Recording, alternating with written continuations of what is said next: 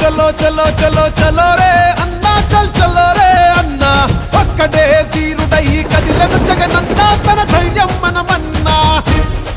పోలవరాన్ని తన ఏటీఎం గా మార్చుకున్న చంద్రబాబు గురించి వెన్నుపోట్లు పార్టీలు మార్చడం, తిట్టిన వారిని శంకరెక్కడం వంటి విద్యల్లో బాబు నిపుణుడు, అత్యంత అవినీతి పరుడని చెప్పిన నోటితోనే ఇదే మోడీ గారు మళ్ళీ చంద్రబాబును తమ ఎన్డీఏ గూటికి వచ్చాడు కాబట్టి ఇంతకంటే గొప్పవాడు లేడు అని చెప్పి ఇవాళ చెప్తా ఉన్నాడు అనంటే ఒక్కసారి ఆలోచన చేయమని అడుగుతా ఉన్నా. రాజకీయాలన్నది ఏ స్థాయికి దిగజారిపోయాయో ఒక్కసారి గమనించమని అడుగుతా ఉన్నా. మాటలు మారుస్తా ఉన్నారు అనంటే నేను అడుగుతా ఉన్నా, ఎవరైనా రండి చేద్దాము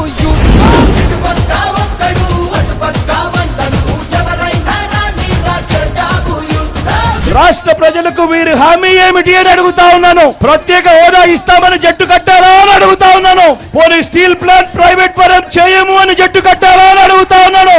5 సంవత్సరాలుగా స్టీల్ ప్లాంట్ ప్రైవేటీకరణ జరగలేదు అనంటే దానికి కారణం, దానికి జగన్ అనే ముఖ్యమంత్రి ఒప్పుకోలేదు కాబట్టి అది జరగలేదు అన్నది ప్రతి ఒక్కరూ కూడా ఆలోచన చేయమని కోరుతా ఉన్నారు.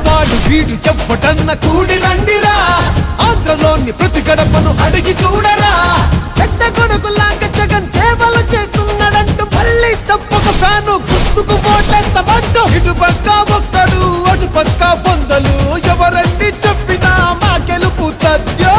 విశాఖను ఎగ్జిక్యూటివ్ రాజధానిగా చేయటమే కాక రేపు జూన్ 4వ తారీఖున దేవుడు ఆశీస్సులతో ప్రజలందరి చల్లని దీవెనలతో మీ బిడ్డ ప్రమాణ స్వీకారం చేసేది, ఆ తర్వాత పాలన కొనసాగించేది విశాఖపట్నం నుంచే అని కూడా చెప్పడానికి గర్వపడతా ఉన్నా.